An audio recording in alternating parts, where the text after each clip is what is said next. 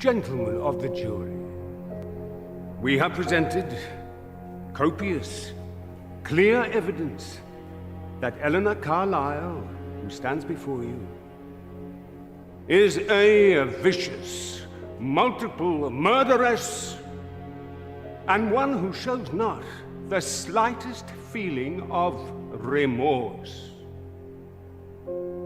No remorse. That's right. I feel nothing. Why should I? When you have wanted someone dead, longed for it, planned it, and watched till you see the last flicker of life in the eyes. We ask you now to contemplate the full horror of the second cold-blooded murder, wickedly planned and executed on a hot afternoon at Hunterbury. The deadly salmon paste, so thickly spread. He's trying to see just exactly why I did it. What I felt. All of it seems so inevitable now. As if it began years and years ago, and yet it was only last summer. The beginning that seemed happy.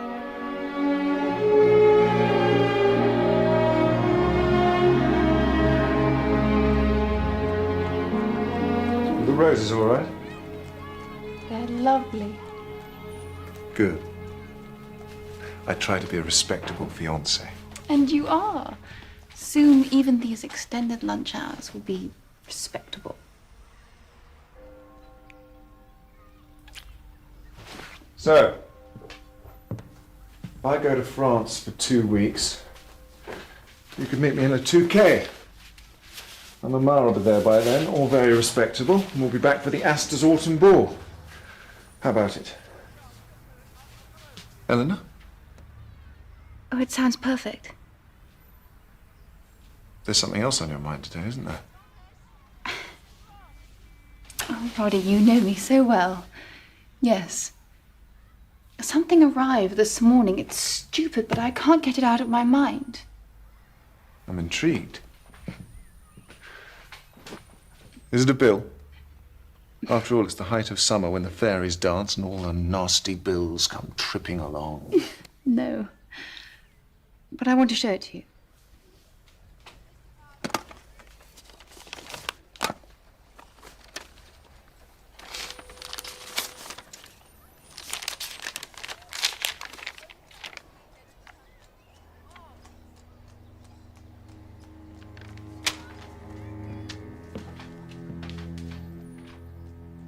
Warn you. Someone's sucking up to your aunt in Hunterbury, so you and your fiancé get cut out of the will. The person may seem white as snow, but wants to cheat you both, and the old lady will die of another stroke any day. God. It can't be true. It's just someone out to cause trouble. Yes. I'm sure you're right. It was quite a shock, though. We haven't been down there this month. So we should go. Because of this. No, not just this. You care for her. So do I, but the house matters. And think of the summers we spent there as children. She always said she wanted one of us to have it, which means both of us now we're engaged. So what in heaven's name's wrong with making sure? Oh, Roddy, I'd love to go down. Then it's settled. Roddy, I decided to bring the letter after all. I want to show it to Dr. Lord. Oh. You sure that's wise? Yes. If anyone knows who sent it, he would. But darling, it's so poisonous. Oh, well. If you must, I still say you should burn it.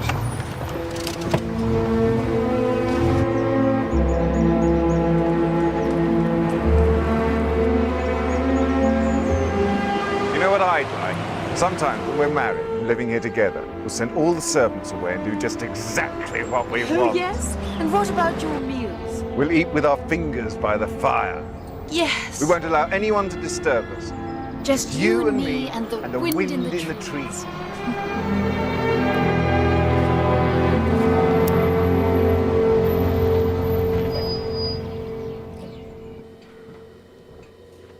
Where's Mrs. Bishop? I don't know, somewhere. The hall is always so dark. Oh, Good Lord. I never did get used to this lift. Such a shame she doesn't use it now. No, she doesn't even come out of her room anymore. Miss Carlyle, Mr. Winter, I'm so sorry. The nurses are coping well, though the last stroke did take your aunt so badly.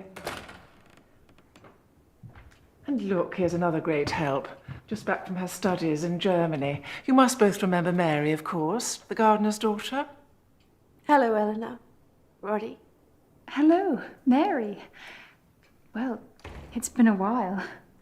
Hello, Miss Carlyle. Mr. Winter, how good to see you. Well, she's not so bad today, but she may be asleep now. Would you like to go in? Yes, I think so. Will you excuse us, please? Thank you, Nurse Hopkins. Would you like some tea? Oh, no, thank you. I don't drink tea. Mr. Winter? Oh, yes, please.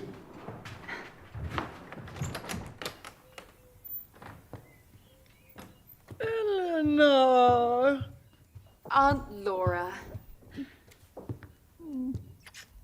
I thought you were sleeping. Oh no, lying here like a captive as usual. Come away, death, and in sad Cypress let me be laid. Morbid as ever. It gets me through. Roddy, how lovely. You know, I am so pleased you are engaged. And I know your parents would have been too. About time, I thought. It's wonderful to see you, Aunt Laura. You look fine. No, I don't. Now, Roddy, I'm quite sure you need some refreshment. And I want to have a little talk with your bride-to-be. Fine. I'll look in on you later. Now, don't go putting her off me, or I'll make a point of moving in here and wailing from your battlements.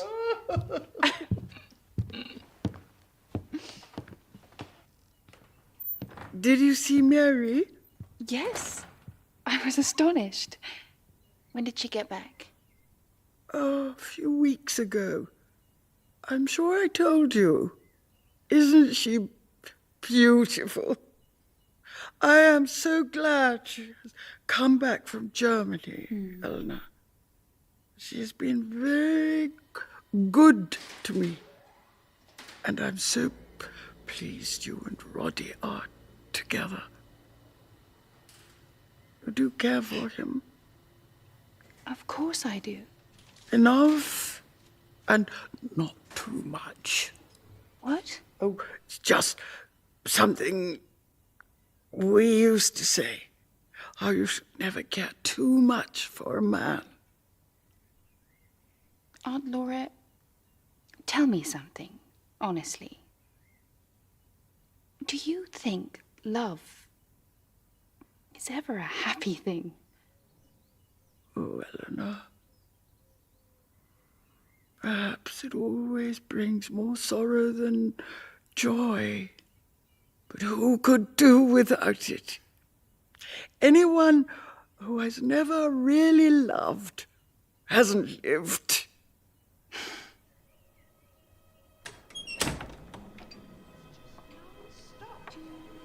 And now Miss Carlyle's here with her fiancé. Miss Carlyle is still in with her now. Miss Carlyle, the niece? Is that right? Never was that sure about her, to be honest. No? Tries too hard. Well, they're calling them kissing cousins in the Tatler, but she's lucky to have caught him, and she knows it. Behind the eyes, she's nervous as a kitten. I remember I was dripping with sweat. I could hardly hold on. But you did. You got right to the top, didn't you? I think you must have lost your grip. I couldn't help it. My hands were slipping with the perspiration. And then you fell at my feet laughing. Oh, hello, Eleanor. We were just remembering the old times. Of course. We'll have lots to talk about. There's tea in the dining room.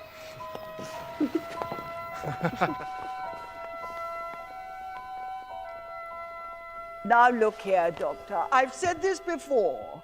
In any civilized country, I'd just say I wanted to end it all, and you would finish me off with some nice, painless drug. Well, I'm not sure I wish to be hanged just yet. But now you're doing so well. Leave me all your money. I might reconsider if you like. More humbug. And who were you looking at?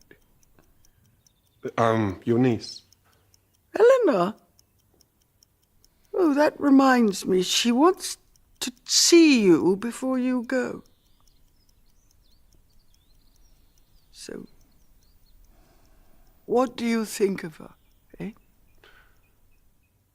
She's very impressive. Yes, very impressive. Yes, she is. You know, you ought to get married, Doctor.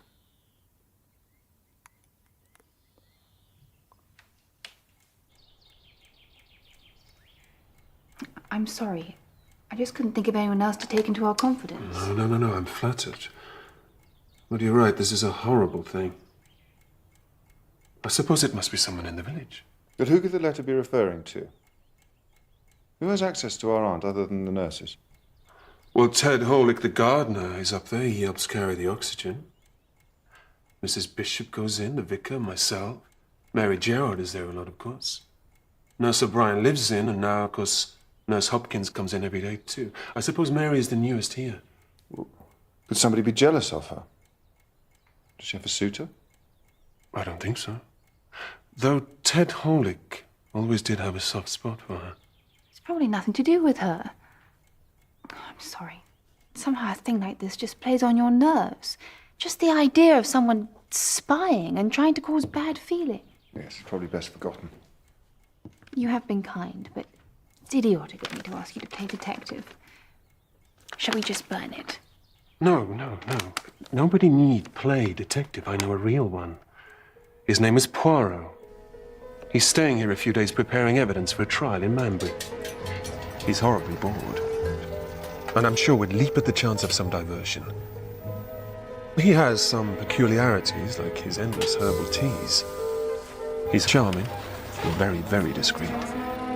Mon ami, the doctor who bears a message is always a sight most worrying. I hope you've not heard from one of my physicians. Of course not, Poirot. How are you? You settling in all right now? Is it any more comfortable?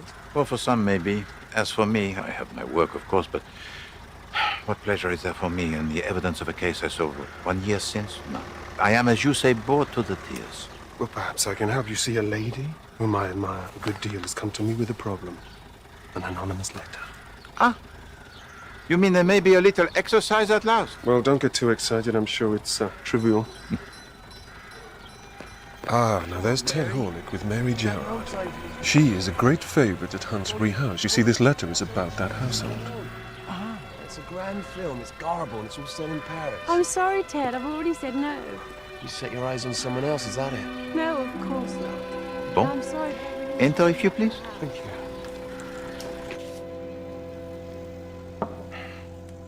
The writer of this has been very careful. That interests you? Oh, oui.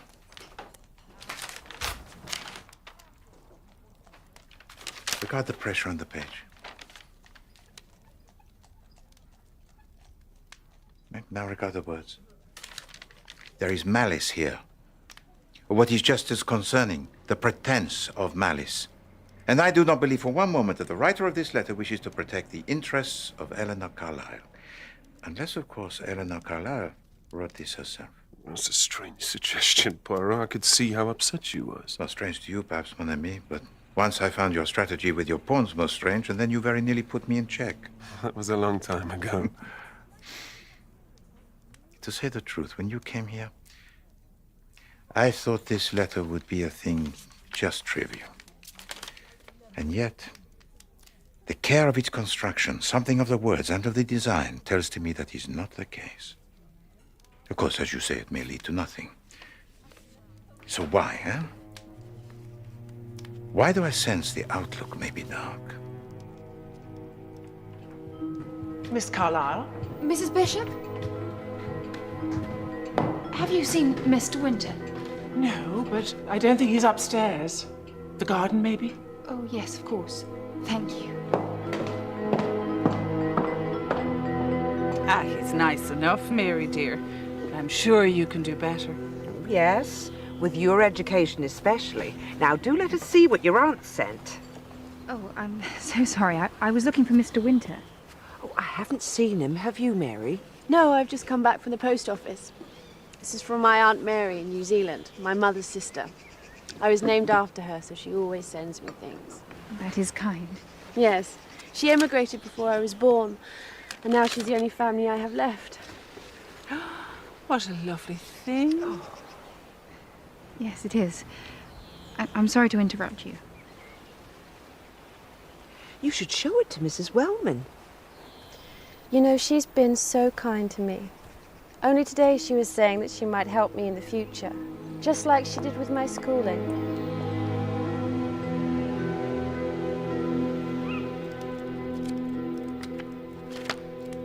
Well, I suppose I'll look in on Aunt Laura before I go to bed. Of course. I'll sit here a little, and I could always come and tuck you in. Perhaps not tonight. Mrs. Bishop may be doing her rounds. There's time enough. All right. I'll let you rest tonight. So, how did you like meeting Mary again? What? Oh, yes, she's a sweet girl.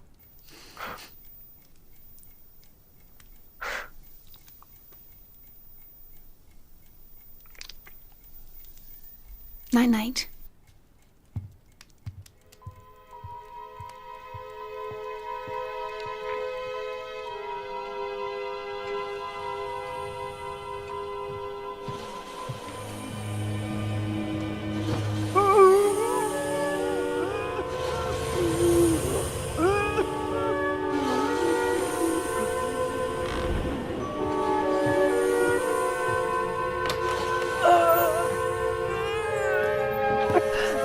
What are you doing? Eleanor, I was just making her more comfortable.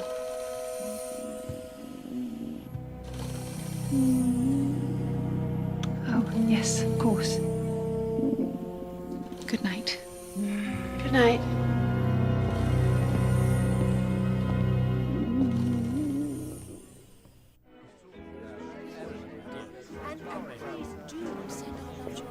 I shall. Yes, do come this way. I'll get you drinks. Eleanor Carlyle, this is Hercule Poirot. Monsieur Poirot. Mademoiselle Carlyle. This is my fiancé, Mr. Winter.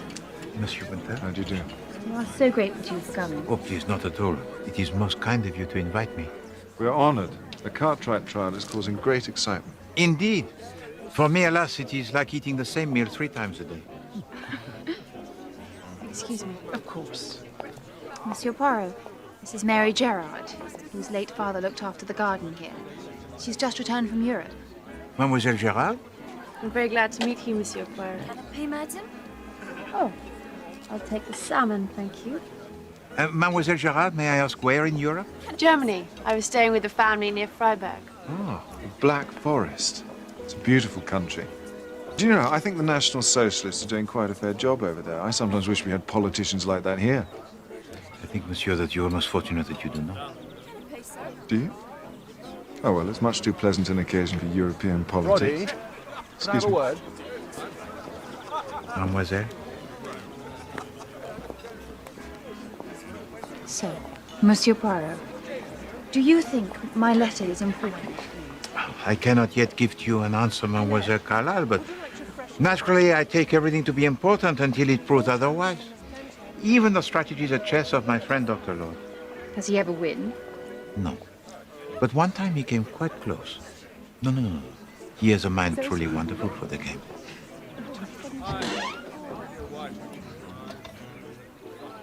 That is my aunt, Monsieur Poirot. She's too ill to join us, I'm afraid. I realize it is much too soon to say who may have written the letter, but I know Dr. Lord has told you about our household, so Do you have any suspicions about who it refers to? This interloper? There is no need for me to suspect, mademoiselle. The writer has made it quite obvious. How? Alors, the phrase white as snow, it is most odd, yes? But certainly it is used deliberately. So tell to me, mademoiselle, who was it that had the little lamb whose fleece was white as snow? Mary.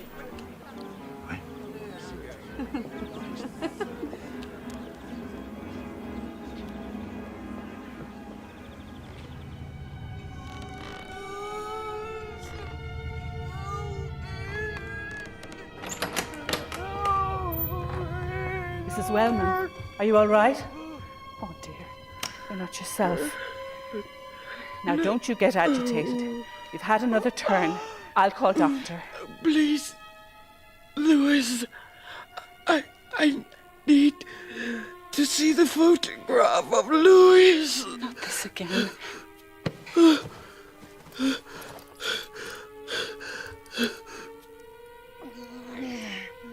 Please, I can't open your private things. I must get the doctor.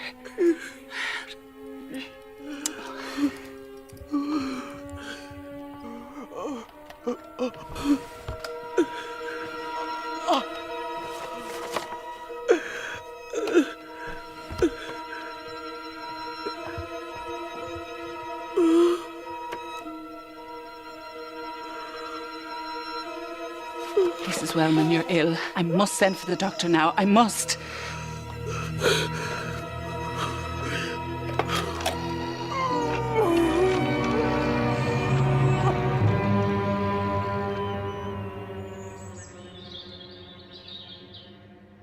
It's all right, it's all right. Keep calm. Don't excite yourself.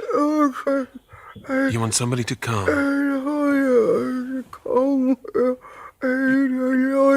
Your lawyer. You want your lawyer to come? Provision? You want to change something in your will, Aunt Laura? Related to Mary? Mary Gerard. I'll call the lawyers and Seddon should be here directly. Please don't worry yourself about it. That's right. Rest now, rest now. It will be done.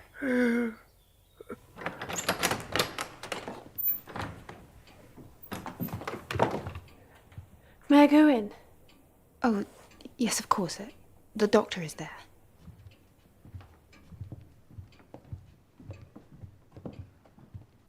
I see. Yes. Well, thank you. I'll meet him here tomorrow. Goodbye. Seddon can't be here until tomorrow. Is that all right? Yes, I think so. She's had another stroke, but I'm sure she has a little time yet.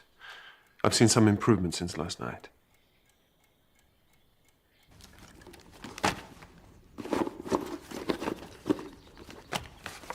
Have you lost something, dear? It's that sarcoma in the village, Eliza Ryken. But I was sure I put her tube of morphine in here for tomorrow, but somehow it's gone. Oh, the only place I've put my bag down was out there in the corridor. Oh, why don't you look again, dear? Nobody here would take it. No, it's gone.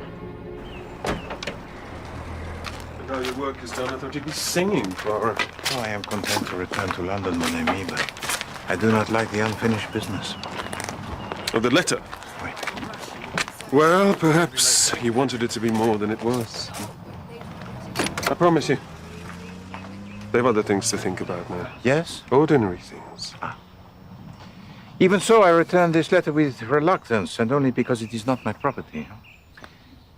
Ask them to keep it safe, if you please, and keep me informed of any developments. Well, I'm sure there'll be none.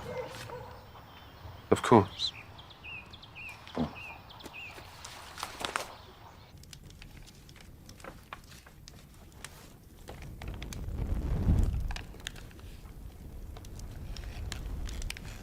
There's no sense in hanging on to it.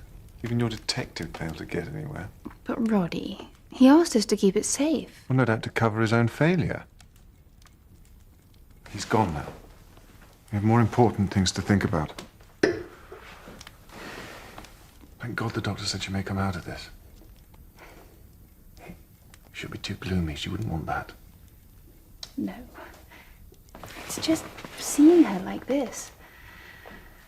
I'm so tired, Roddy. I think I'm going to go to bed early. What are you going to do? Oh, I'll let you sleep. You look all in. I'll just play some billiards or something before I go up.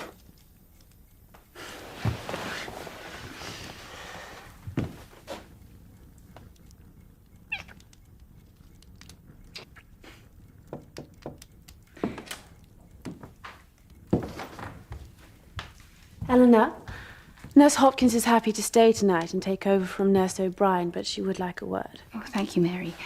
Are you off home now, or...? Well, I'd really like to stay. Of course. If you want to stay close by, you can use the room at the end. My aunt would like that. Thank you. Good night.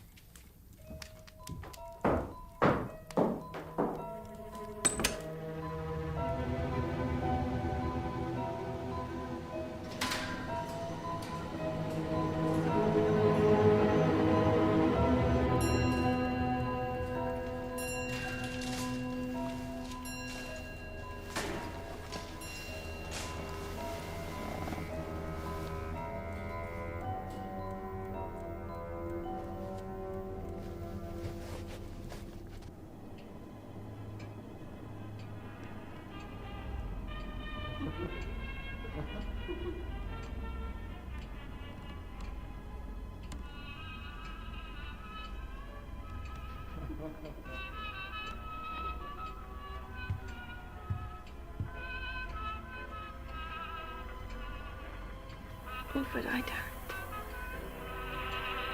don't know.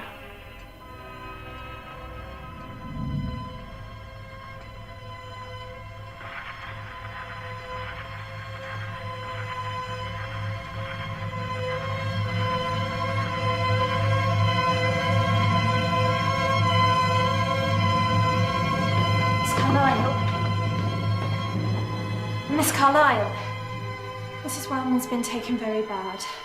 The doctor is called. You must come at once. I'm coming.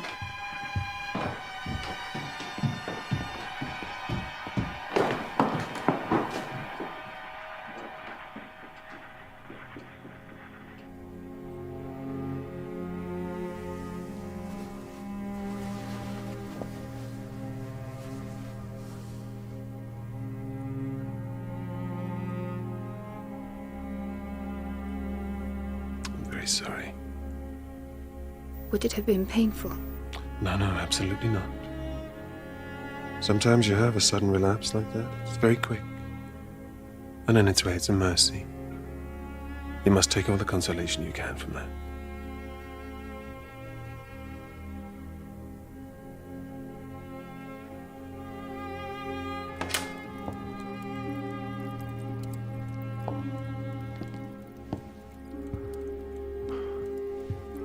I'm so sorry, Eleanor. But thank God for it, I say. I couldn't have borne seeing her lingering on in the state she was in tonight. You saw her tonight? What? Oh, yes. I left the cards and looked in briefly while the nurse was getting tea. She was lying there, breathing so hard. I hated seeing her like that. It's probably why I felt so strange all evening. I know I wasn't really myself. No?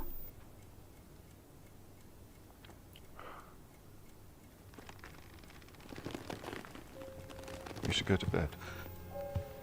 I won't come in and disturb you. Not tonight.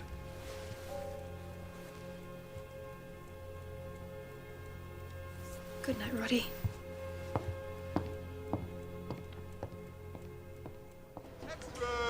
Standard! Standard! And order papers! I'll have a pint, if you please. Certainly, sir. Thank you, sir. Thank you very Thank you, much. sir. Ladies, your The British Library, if you please. Standard! Standard!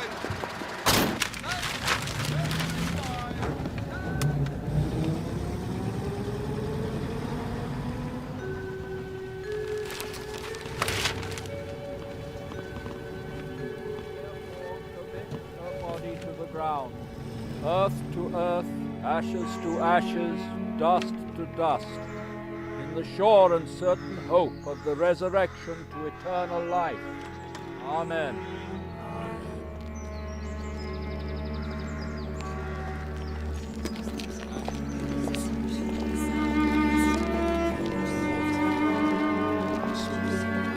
You came back just because of this? It was quite sudden, but I was probably unduly optimistic in my diagnosis. Sometimes they change quickly. She had another stroke. It affected her very badly. So you see, the letter, it was correct. It said that she would die after another stroke. Well, yes, that's true, but given the severity of the first stroke, it's hardly remarkable. Poirot, I think you may be overreacting. There was no murder. Please to be honest with me. In your profession as a doctor, this is your true opinion? Yes, it is. And I have to ask you to honor it as a friend. So you give to me no choice? I don't want to see people upset. When will you go back? I'm not going back. I intend to stay a little. And perhaps we can play some chess.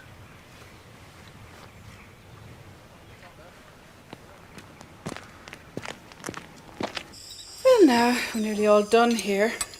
But what a terrible shame they didn't offer the village a cup of tea. It's just not the same without it.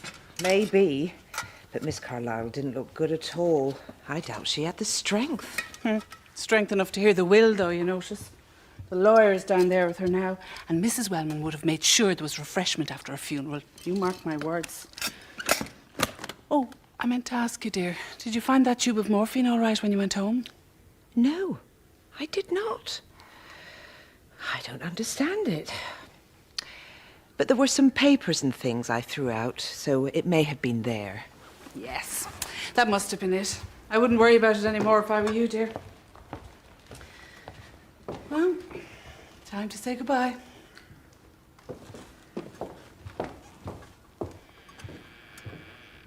Again, I'm very sorry for what happened, Miss Carlyle, Mr. Winter. And I count it a great pity she didn't summon me earlier. Mr. Seddon, it's perfectly obvious she wanted to alter her will. I mean, that's clear to everyone. She mentioned Mary, and she wanted to change it. Miss Carlyle, I can assure you of one thing. You are wrong in that assumption. There could be no change as such. You see, your aunt made no will. What? But that's extraordinary. Not, I fear, as extraordinary as you might think, Mr. Winter. People are often superstitious. They think if they make a will, it means they'll die, so they put it off. Didn't you reason with her? Frequently, and she said all the usual things, that she didn't intend to die just yet. It's just human nature, I'm afraid. People will go on avoiding a thing in their personal life which is distasteful to them. So the upshot is very simple.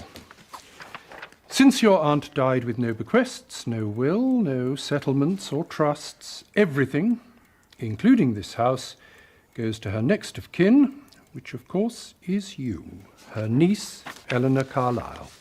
Everything? Well, apart from death duties, the estate will still be substantial. No, Eleanor, you should have it all. I don't want you to think otherwise. It's your right. But Roddy, we said it didn't matter who was left the money since we were to be married, do you remember? Yes. But are we? I thought that was the idea. Of course, if you've got other plans now... Roddy, can't you be honest? Sorry, I don't know what's happened to me. I do. It's Mary, isn't it? I saw you. God, Something happened when I first arrived here, when we were in the garden. I don't know what. Isn't it obvious? Every time you look at her, I see it in your face. I didn't want to feel like this. I was quite happy. I was upset, all decent, reasonable things. Love isn't reasonable.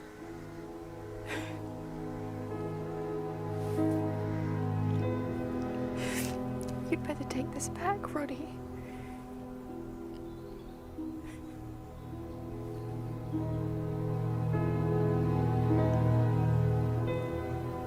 We'll she marry you? I don't know.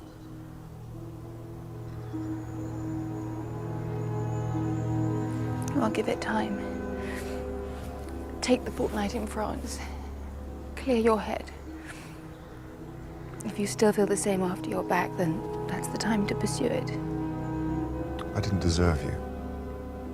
Even as a friend.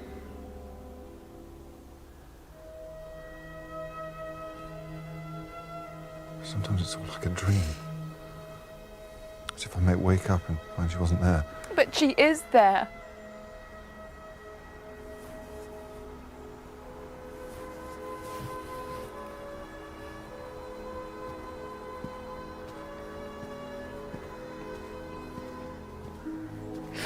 Damn you, Mary.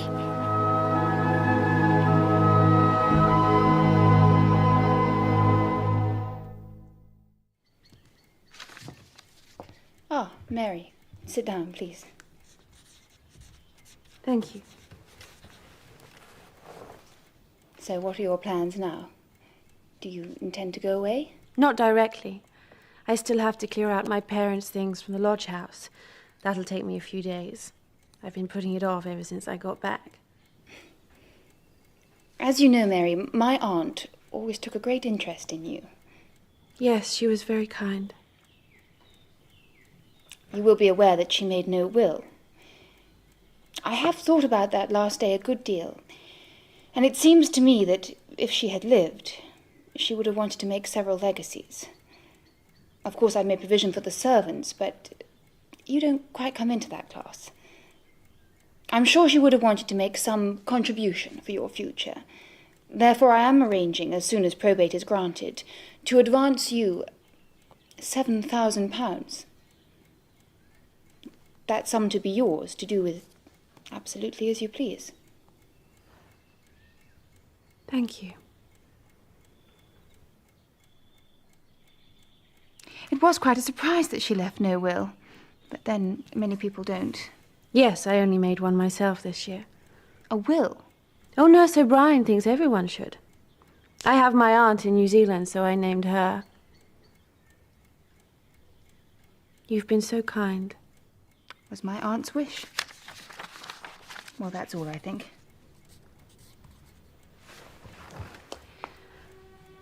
Thank you.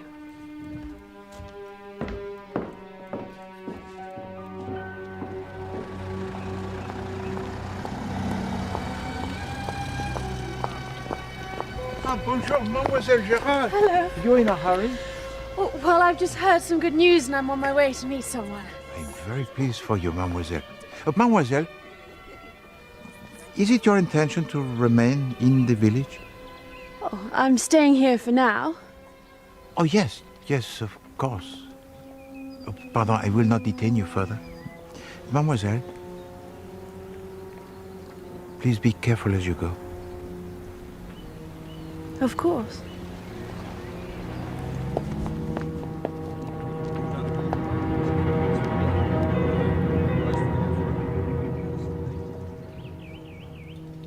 That's a great piece of luck for you, Mary. It was good of Miss Carlyle to do the right thing.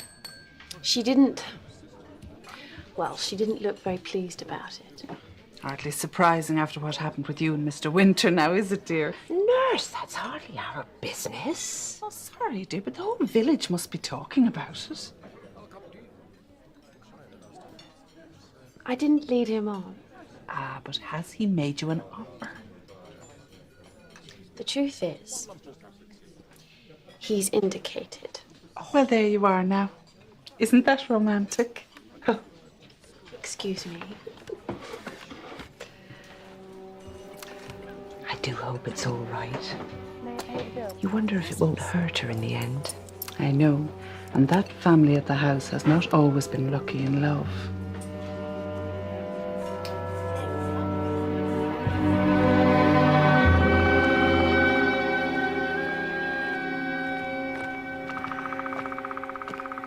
Mademoiselle Carlyle, you permit that I join you? Oh, yes, of course. I wish to speak to you of your anonymous letter. I do not yet know who wrote it. Oh, the letter. Oui. Oh, so much has happened, I've quite forgotten. I'm afraid, Monsieur Poirot, the letter is destroyed. It doesn't matter who sent it now. We'll never know anyway. Mademoiselle Carlyle, it is no matter if the letter is destroyed. It is in here. And I said I did not yet know. I did not say never. So please, to extend to me the courtesy of having some confidence in my skills. Oh, I'm sorry, Monsieur Poirot. The truth is, I'm a little distracted. I'm sure you've heard that my engagement is ended. I'm sure the whole village is talking about it. Oh, yes, of course. I was very sorry to hear it. If you permit, mademoiselle, I extend to you my utmost sympathy. I can understand the ache of the heart. It is a place very lonely. Thank you. It is certainly hard when the accident of another person's return, of another person's beauty, suddenly destroys your life. D'accord. But then a man who is swayed by such things is not likely to be constant. Is that not so? No, that is not so. It's only her. Nobody else could have changed him. Nobody. Mary's destroyed everything. And I can't help it, Monsieur Poirot, but I wish so much that she was dead.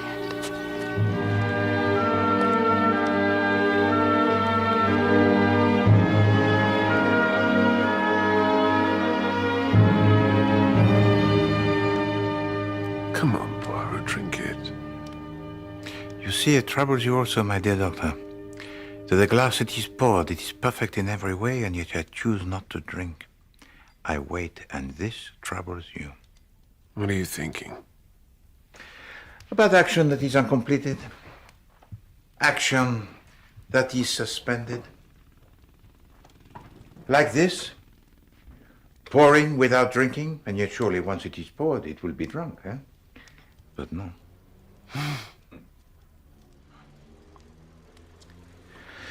And it is the same here. For crime, it can be like this also.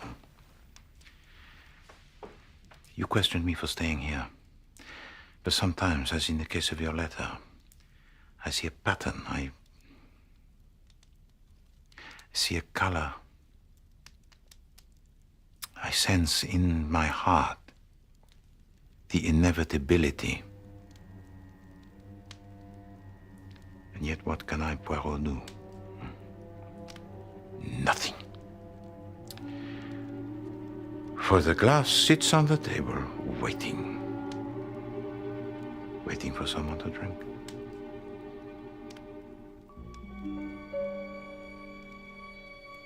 Me? The cook and the maids have taken a week, as you asked them, but I don't require time off. And you shouldn't be alone in the house. It's not right. Mrs. Bishop, I just want to go quietly through my aunt's things. I don't need anyone, you see. I'm almost certainly going to sell. The other servants wondered if that would be the case. Naturally, we had hoped. Yes, I had hoped too.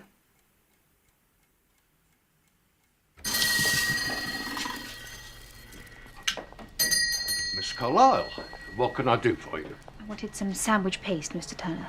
Of course. Now, what would you like? Salmon, crab and shrimp, ham and tongue? You know, in spite of the names, I always think they taste rather alike. Well, in a way. But of course they're tasty. Very tasty. I wanted salmon. Oh, and crab and shrimp. People used to be rather afraid of eating fish paste, didn't they? But there have been cases of ptomaine poisoning. I can assure you, Miss Carlyle, this is an excellent brand. I've never had a single complaint. Oh, of course. I didn't mean anything. Thank you.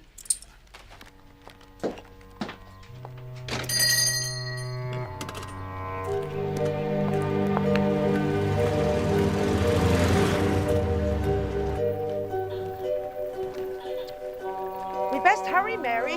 Miss Carlyle is expecting us for lunch. All right, that's the last of the living room cleared. What a tangle. Have you come across any old gardening gloves in there, Mary? Hold on.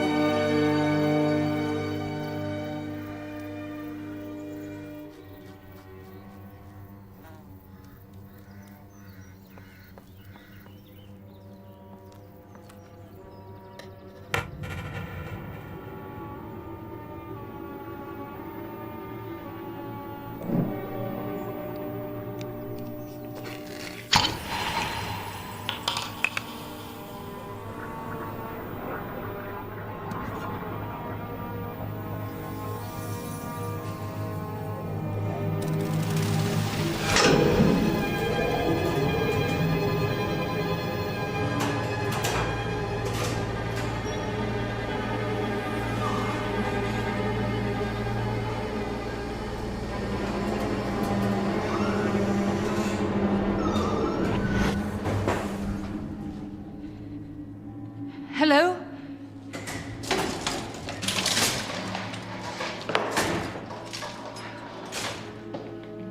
Sorry, did I give you a fright? I was just getting my other apron. Of course. I'm making sandwiches. I saw Mr. Winter in the village. Is he back again so soon? What? No, Roddy's not here. He's still abroad. It certainly looked like him. Maybe I'm wrong. Yes.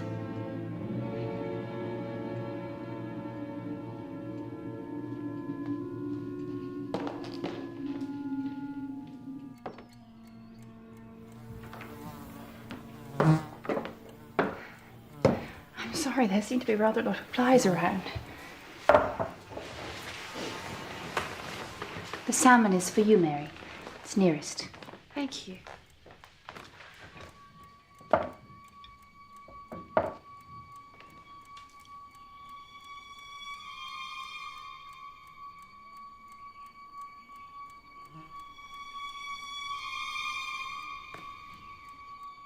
Oh, I'm sorry. The others are crab and shrimp. Thank you. I meant to get some coffee, but I quite forgot in the end. Well, if there's tea, I can make some. Oh, yes. Not for me, but please.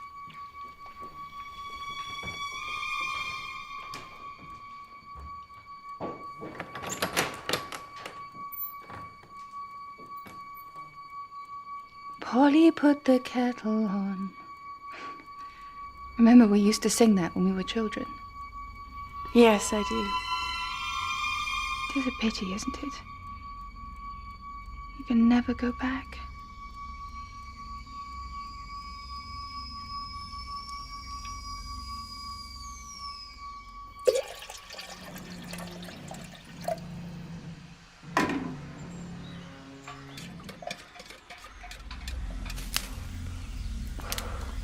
Here we are.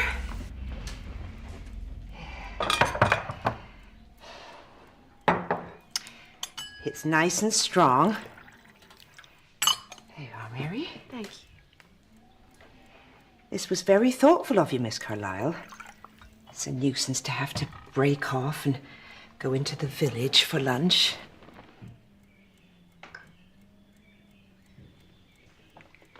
Are you all right, Mary? It's just the sandwich was rather bitter. I hope the paste was all right. Mine was all right. Will you have some more tea? Are you sure you won't have a cup, Miss Carlyle? No, thank you. Then I'll just go and turn off the kettle. I left it on in case we wanted to fill the pot up again.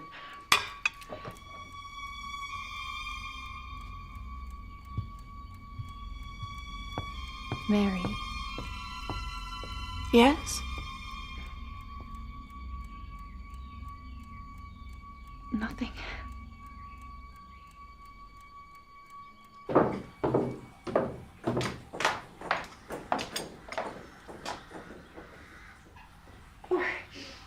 I thought I saw a man outside. Is there someone here? No, only Ted. He wasn't in. Oh, it's quite hot in here. Yes, it faces south. Well, I tidied up the other plates. Let me finish these. Thank you. Did you prick yourself? Oh, no. It was the rose trellis. It's quite a jungle. I may have to ask Ted to help us. You all right, Miss Carlyle? You're not looking quite the thing. Oh, well, I just want to get all this clearing done. Well, I'll be up when I'm finished down here.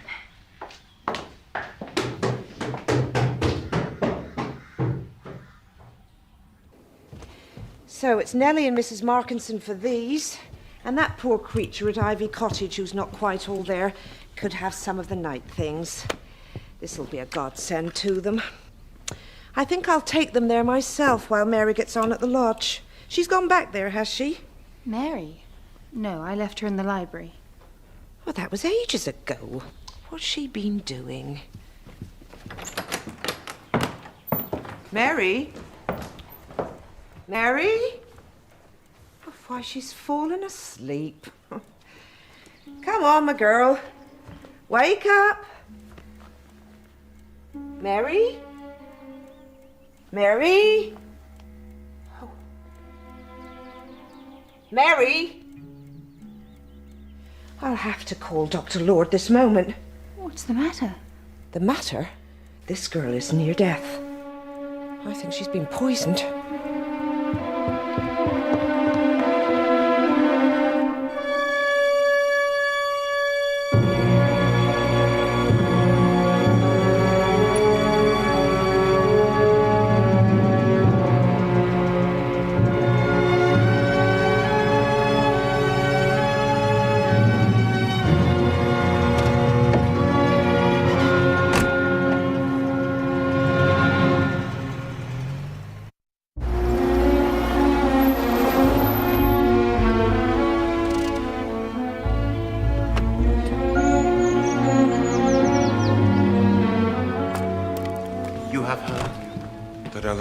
Has been charged with murder, yes.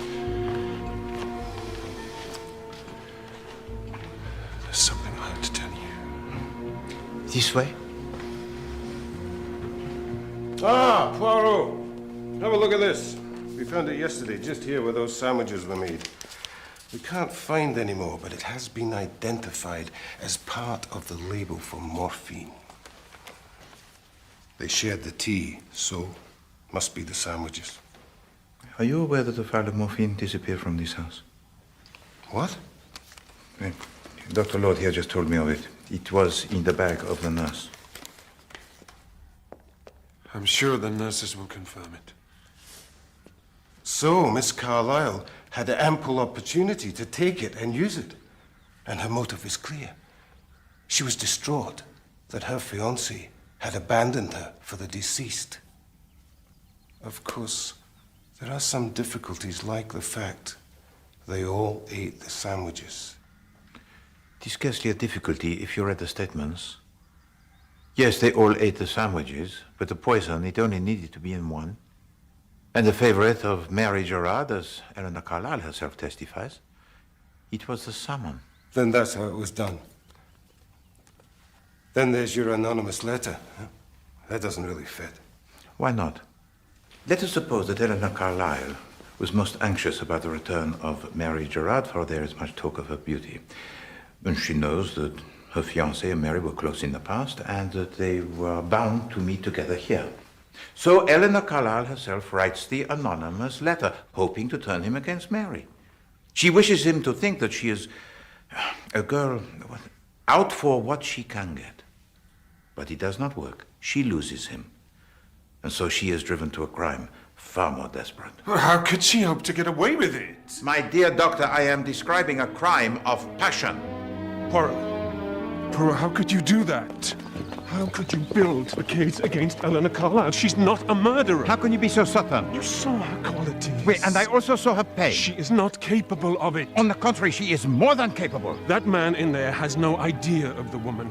My dear doctor, do you suppose I was advancing the case to help him? Given the facts that I see here, any prosecuting counsel, any idiot of a magistrate will come to the conclusions that I have just advanced like that. think that it is fair to say that you are partial. I don't deny it. But she didn't do this. Please, I'm begging you, help me find the truth.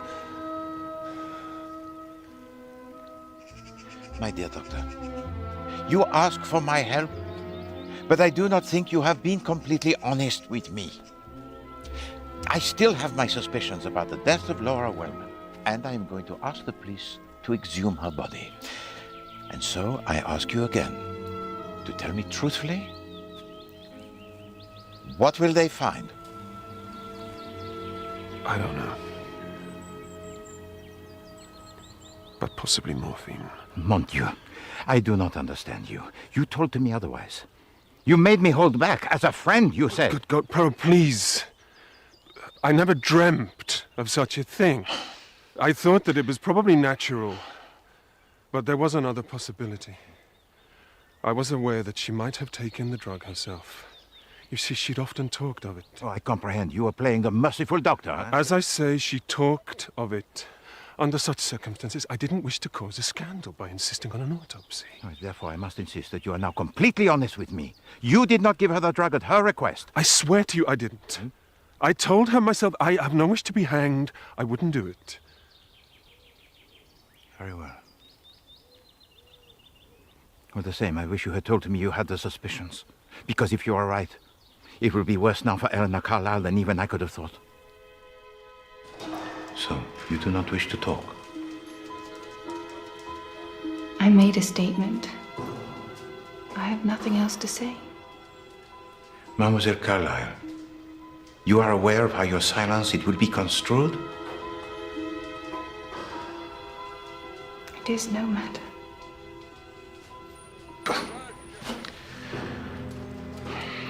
It's such a shock, I can tell you. Now, we'll have some tea. Merci. Like I told the police, Monsieur Poirot, Miss Carlyle was so strange, very strange in her manner. I'd thought it for days, but that afternoon she was downright odd. Talking as if she didn't know what she was saying, and her eyes so bright and queer. And you said that, but she looked guilty? Oh, yes, she was trembling before and afterwards. It was as if she'd been caught out. And those sandwiches that she made, did they look the same? Well, they were not on different bread? No, definitely not. White bread looked very much the same. But Mary had the salmon and we had the crab. And when I think of how poor Mary was when we found her, she was one of the most beautiful girls I ever saw, Mr. Poirot. And not stuck up as she could have been. The old lady had taken a tremendous fancy to her.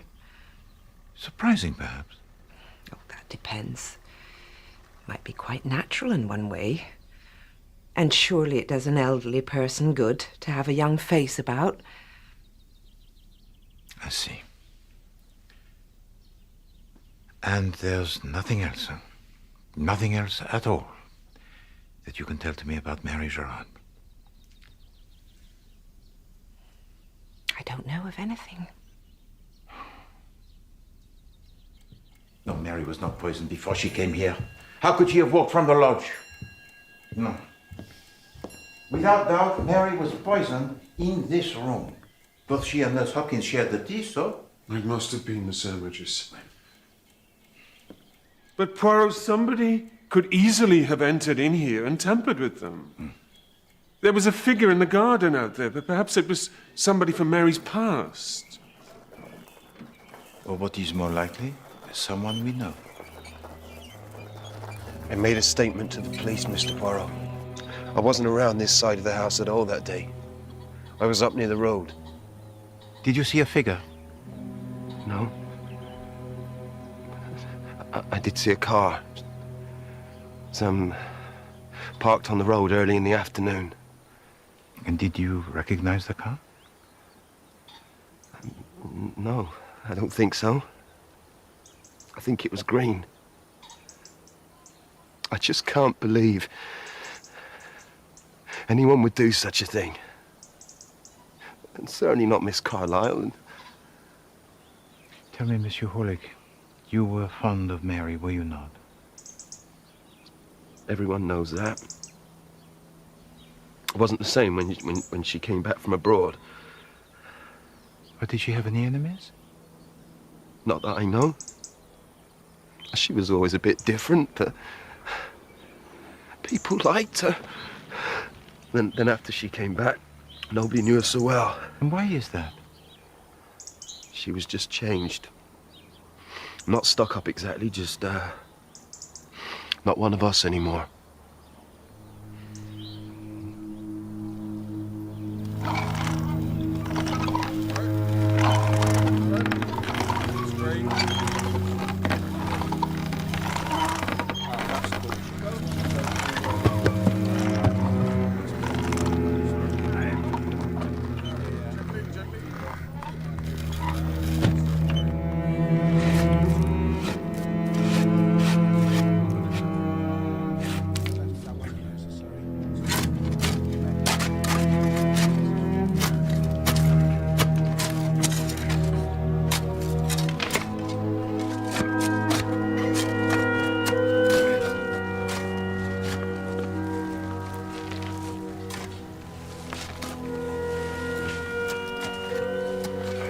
This is for Mary. But she is in her grave, and oh, the difference to me. Wordsworth, I read him much. This poem expresses perhaps what you feel.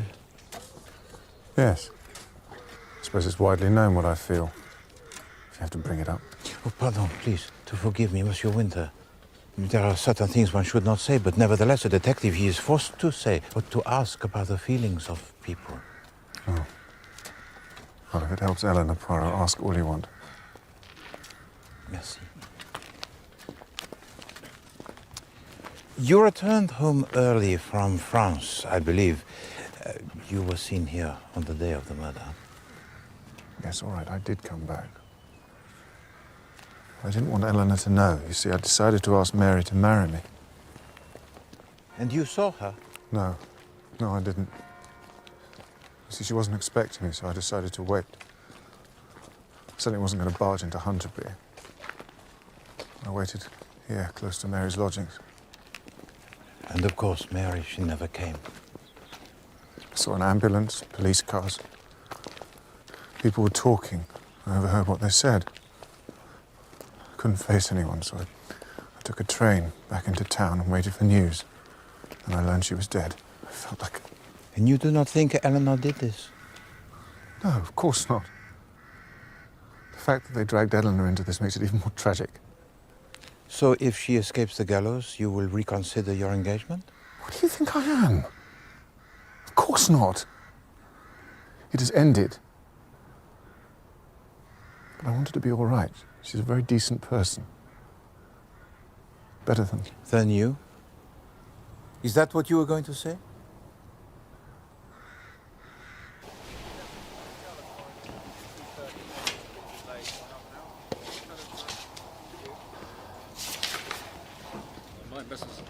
No doubt at all, Poirot.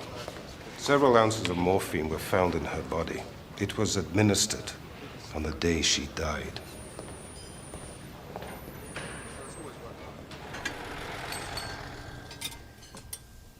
You're very kind, Mr. Poirot. I am happy to answer your questions. Of course, I heard about Mrs. Wellman. What a terrible thing, too. And you had no suspicions at that time? Not the least in the world. So tell to me, if you please. Did anyone else enter the room of Madame Wellman that night, other than Mademoiselle Carlyle? I never left her side, except when Miss Carlyle came in. Oh, she was so bold and clever, that one. So why would she have wanted to do it? For the money. That's why. She knew quite well if she didn't do it, every penny would go to Mary Gerard, and that's the truth. So Mary Gerard was a girl who was scheming and clever? No. Oh, that's a terrible thing to say. Mrs. Wellman adored her. She was a very sweet girl. but not one of us. Pardon. She was an only child. Is it possible, perhaps, that she could have been adopted? What? No, certainly not. I must say, this is a lovely cake. She made a will, is that correct? Awful. Awful to think of it now. Nurse Hopkins and I advised her it was a good thing to do. We thought she should, since she had expectations. I wish we'd never mentioned it now, I do. So the £7,000 goes to an aunt. She has no other family here? Just her mother's sister who's nursing out in New Zealand. I've written to the old lady, and what a terrible shock it will be, too. So will Miss Carlyle be hanged?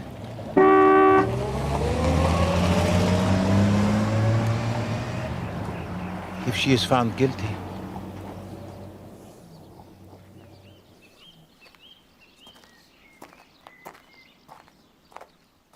Mrs. Wellman, whose money went to Eleanor Carlyle, was murdered by morphine. Mary Gerard, who came between Eleanor Carlyle and her fiancé, was murdered by morphine. And nobody in the world had the slightest motive to commit these murders other than the accused. No one had the slightest opportunity other than the accused. And this vengeful woman, who openly wished her victim dead to more than one witness, never expressed the slightest remorse.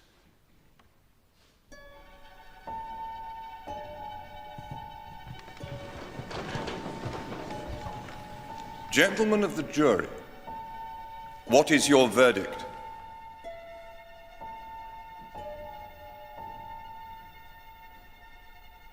Guilty.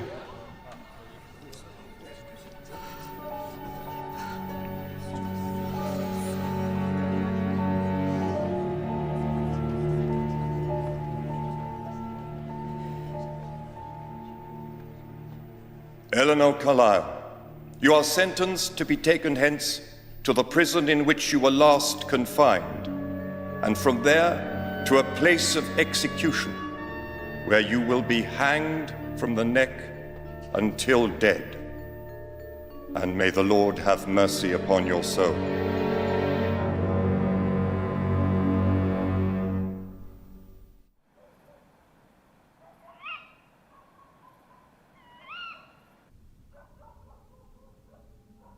Monsieur Poirot? Monsieur Poirot? Mademoiselle, please be careful as you go. Of course. Of course.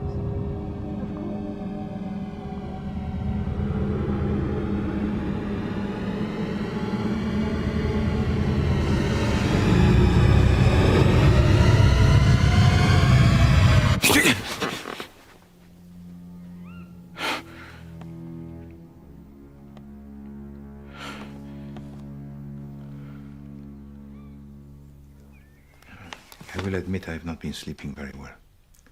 But last night, finally, I sleep. And I dream. I dream of the victim, as she was at first, on the street outside of my hotel.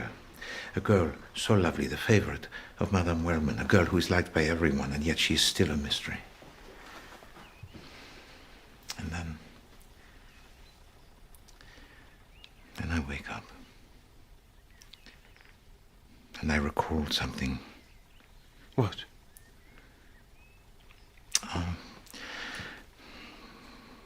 It is a detail. In fact, it is half a detail, 1/20th of a detail. But yes, my friend, it worries me. Something that the nurse Hopkins said concerning Mary. What about her? Yes, what about her? What is behind her? You're not making sense. And suddenly I see that there is something that the good Nurse Hopkins, she does not wish me to know, that she thinks has no bearing on the crime, but I believe that it may. Well, surely she would realize that. No, my dear doctor, Nurse Hopkins is a woman of high intelligence within her limitations, but her intellect is hardly equal to that of mine. She might not see it, but Hercule Poirot, he would. And suddenly there raises in my mind so many questions. No, I was right before. Something here is crooked. But, Doctor, time is short. There is something I need from you. It is a book. How does he call itself? A book which describes the various medicines you prescribe? A formulary? Oui, c'est ça. I must borrow it.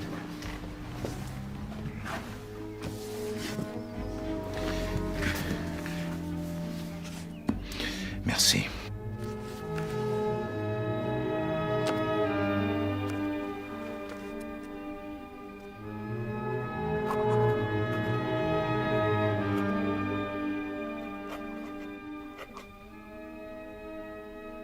When I visited you before, I said it was surprising how Madame Wellman favored Mary Gerard. You said it was only natural. And I thought you were merely talking about the friendship, that it was natural. And then I think again of Mary, and I hear that word again, natural. And I see that you used it deliberately. Oh, I know it. And now you must tell to me why.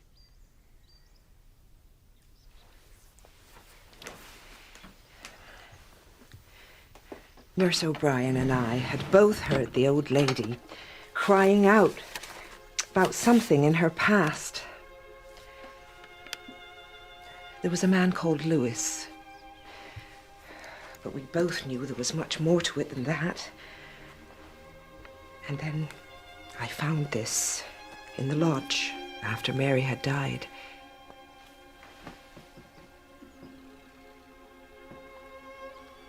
It is Madame Wellman, huh?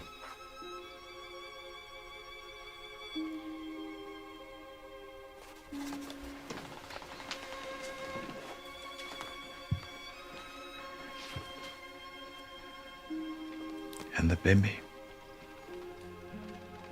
It's Mary Gerard.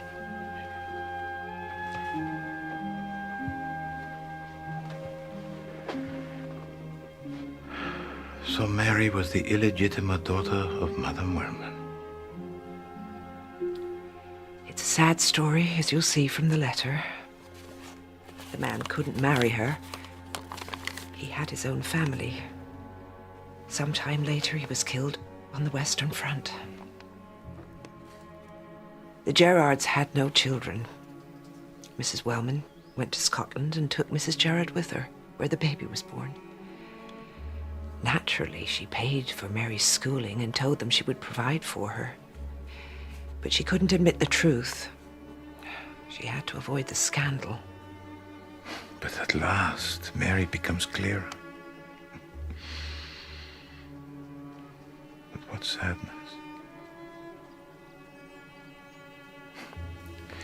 So, dear Mary, for all these years I've had to keep this secret from the girl I brought up, and such a hardship that is me.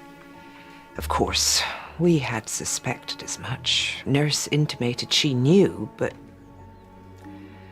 what's the point of it coming out now? I was going to destroy these. As I said before, Mr. Poirot, let the dead rest in peace. No. Not when one has to consider the living. Mademoiselle Carlyle, you would say nothing before. But now I know a little more. And I want to help you. I believe I can. But you must answer some questions about that day. I beg of you. Why? Is there any Purpose? Oh, yes, of course, there's a purpose.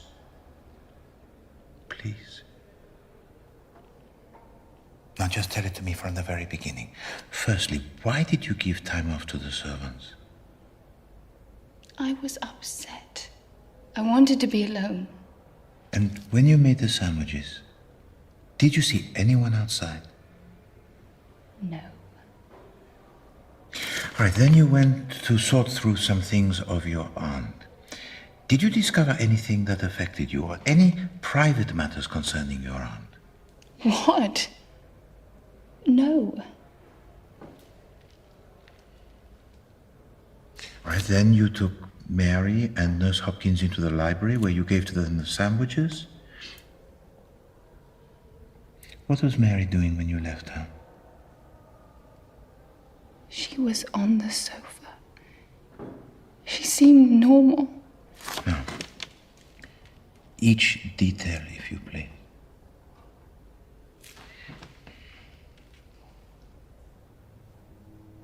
I went down to the pantry. Nurse was there doing the washing up. She said she'd seen a man in the garden.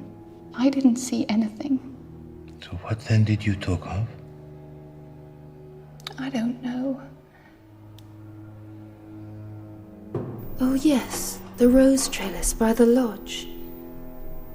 She had a mark on her arm where the thorn had scratched her. And then it all came back to me. All of it.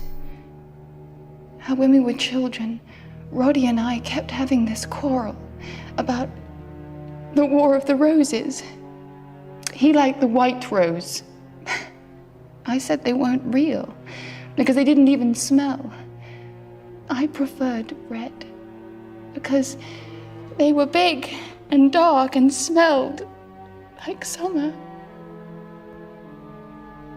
And I realized something, yes, I did.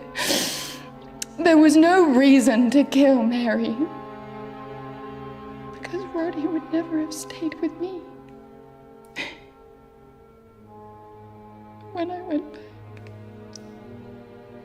When you went back, Mary was dying. You might as well ask me then, did I intend to kill Mary Gerard? No. No, mademoiselle. Now, please, do forgive me. I have very little time. You have told to me all that I need. And there are some things I still do not wish to know.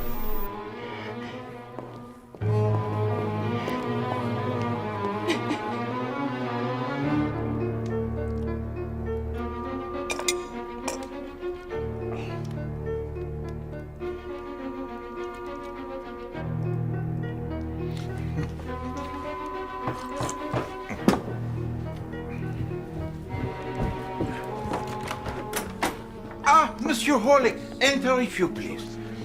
I'm sorry, Mr. Poirot. There is something I need to say in private. Monsieur Horlick, you see before you a miserable animal who has been a triple imbecile. I am 36 times an idiot. Sir? Forgive me, but I have discovered something in a way that is most painful. Hideously painful, but very important. Oh, pardon, ça suffit. No matter, please, to sit. And tell to me what you wish to say. It concerns Dr. Lord, sir. If you do not agree, I will go higher. I wish you to take this matter with the utmost seriousness. I will do what I can, sir. It will have to be tomorrow. Very well.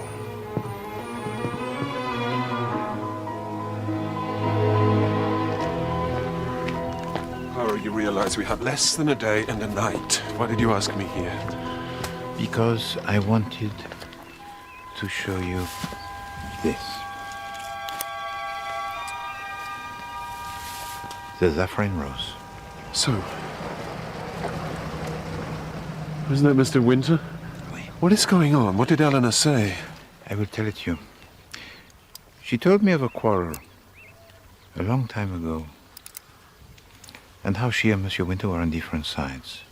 And it made it very clear to me, mon ami, how she fell in love a long time ago with a man who could not return her feelings. And so, Doctor, I began to see through all the lies that have been told to me. Who has lied to you? Everyone. Particularly you. But at last the matter, it is almost concluded, for I have made a trap. Shall we go back to the house? I had the message from the inspector, Poirot, but can you tell me what this is all about? It strikes me as very unpleasant. I never wanted to see this room again. I'm not surprised. What does that mean? Gentlemen, please. I have concluded that nothing in this matter is what it seems. Firstly, we have heard that on the day of the murder, there was seen lurking in the garden a man who was very tall and who resembled you, Monsieur Winter. I told you I never came here. So would you be surprised to learn of the will of Mademoiselle Carlyle? I established it last night, that it leaves everything to you. I swear I had no idea. So perhaps you stood outside and observed her making the sandwiches and thought that they were for her. Alors, if she died, you would be a man very rich. This is outrageous. I told you I never came into the grounds. However, if she was hanged, you would be equally rich. So, let us assume, as did the trial, that the murder, it was successful. It is easy to imagine you or another being aware that Eleanor Carlyle intended to invite Mary Gerard here, and also to know that the preference of Mary was for the salmon paste. Now, both of these things, they were well known. Are you including me? I include everyone. Now, this person has the file of morphine, and the chance it comes. And this is what he finds. The sandwiches. One of salmon paste, the other two of shrimp and crab. Alors, our murderer approaches the sandwiches. And at once he observes that the color and the texture are identical. So which one is the salmon paste, huh?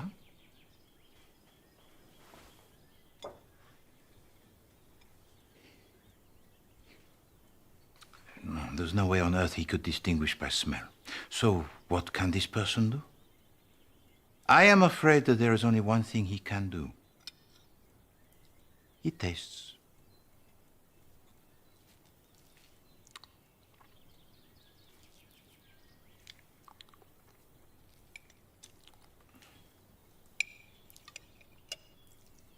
It was bad enough the first time.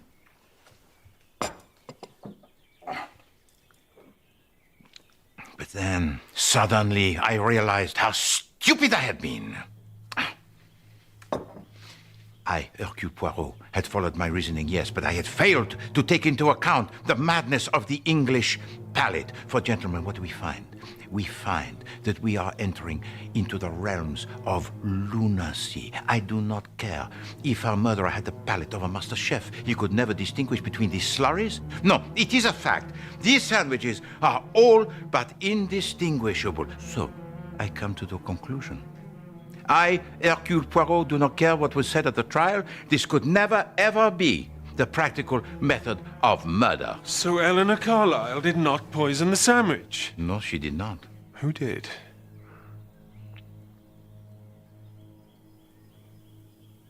Nobody. You say it was an accident? No, she was murdered. But not by these disgusting sandwiches. I said just now that everyone had lied to me, huh? Oh, for example, the man that Nurse Hopkins saw outside here. She was lying? No. Indeed, she was not. And you know that, Dr. Lord, because you are aware of who it was. It was you. Monsieur Horlick recognized your car, but did not want to say so in front of you. So last night he came to the hotel to tell it to me. So here is yet another lie, huh? But why? Was it because you feared for Eleanor Carlyle? Was it your heart I could forgive?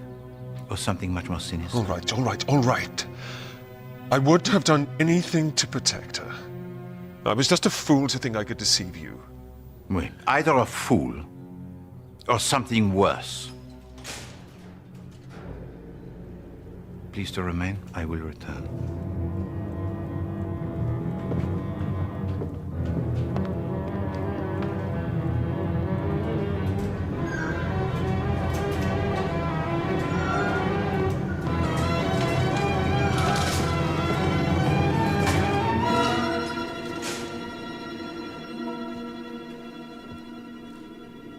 Do you believe in ghosts? No, of course not. I had a message to come here. Oui? As you know, someone entered this room on the last night that Madame Wellman was alive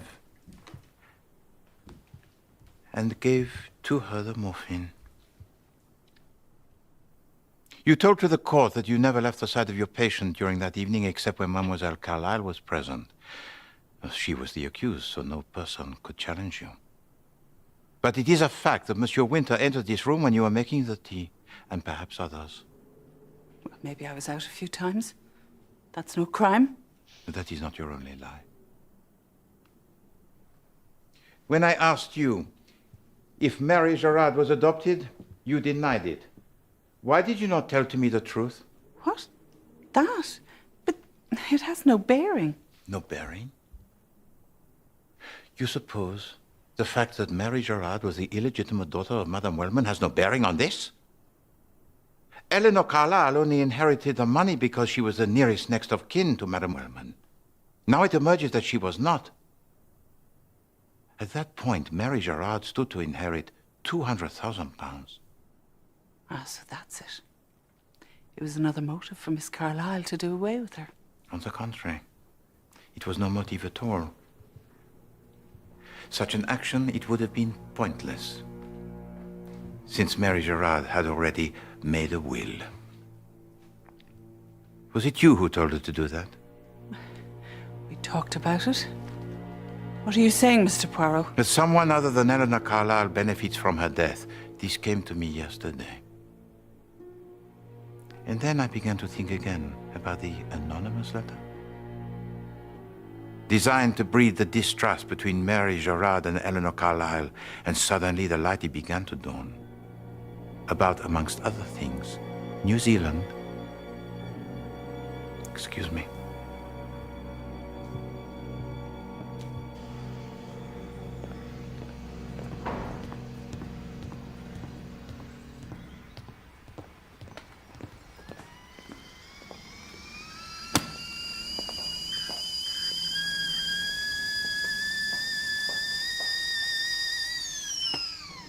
Well, Mr. Poirot, so long as you wanted me here, I thought I'd make us a cup of tea. Oh, thank you. You are most kind. And now perhaps you'll please tell me what this is about? The truth is, Nurse Hopkins, I brought you here to talk to you about this rose.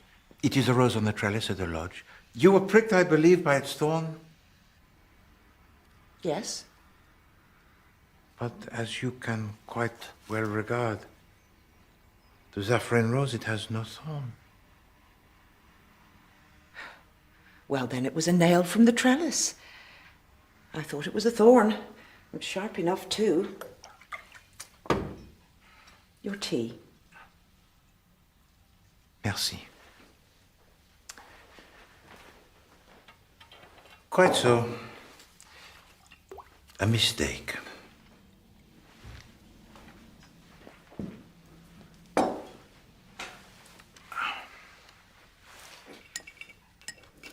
Tell me, you have lived in New Zealand? How would you discover that? Mind you, it is known. Is it? The truth is, I have tried to discover it myself, but without any success.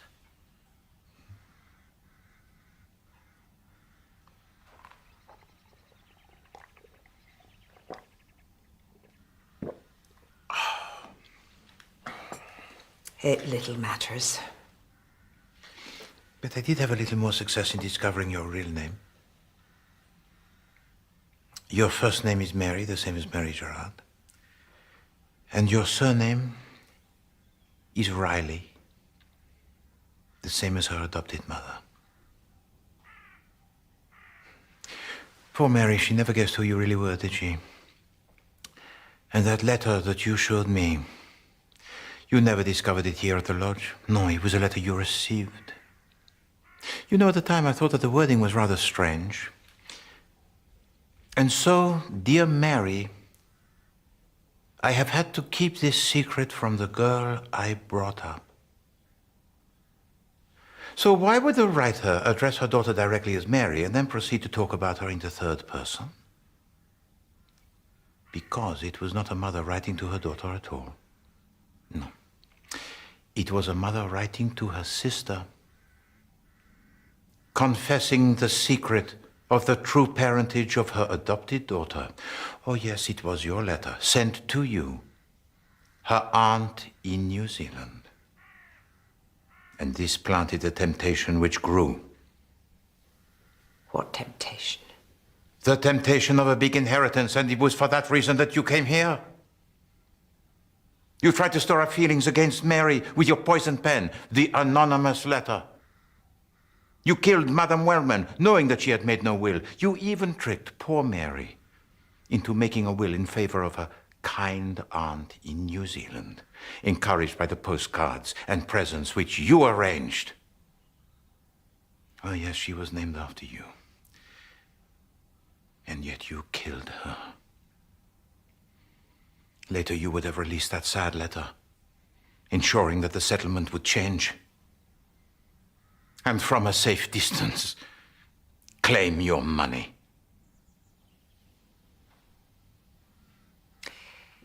This is a strange sort of fiction, Mr. Poirot. But so long as you've finished your tea, I'll wash up.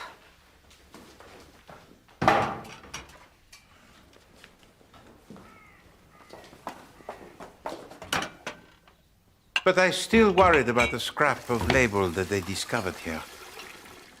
Oh, certainly, it said morphine. But there was one bit that did not quite fit, huh? The small M. Why not the capital? And eventually I realized that it was only part of the name of the drug that they discovered. It was incomplete. And not one for morphine at all. And I searched and searched.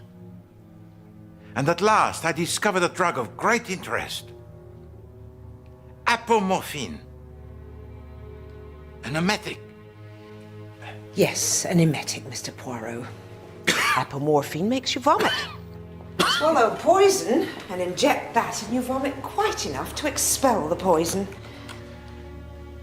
So it was the tea. You poisoned it. You drank it with Mary. And a little while later, Eleanor Carlyle finds you with a prick from the needle in your arm, standing over that basin where you had been so sick. And now I have to do it again. The poison's safely washed up, though luckily I had much less than you. Not morphine this time. Something nastier. But nobody will quite know how it entered your system. And there's no trace of it. Oh, but my dear lady, there is. You see? I hate and always have hated tea.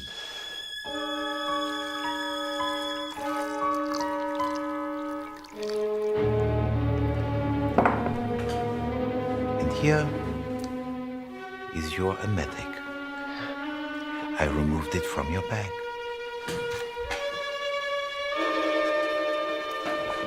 Give me that! Come on, lads! Move it! Come on! Damn you! You filthy little foreigner! There was no way they could have found out, none! Poirot, come now. We have a car waiting. We need to hurry. There's no time to waste. And Dr. Lord also, if you please. I think you will be needed. Monsieur Winter?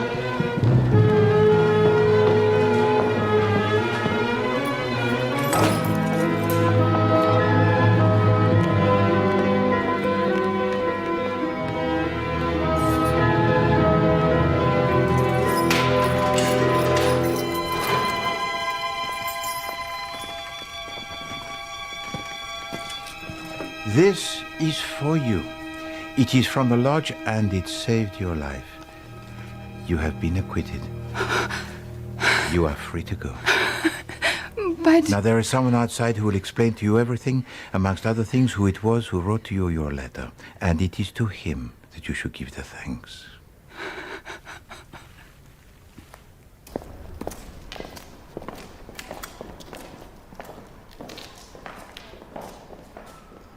Monsieur Poirot, you know what I told you. Mademoiselle Carlyle, wanting a death is no crime.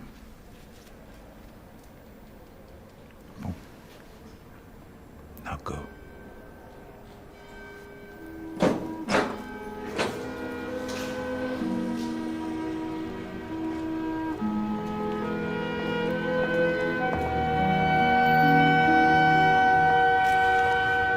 May I take you out? Yes.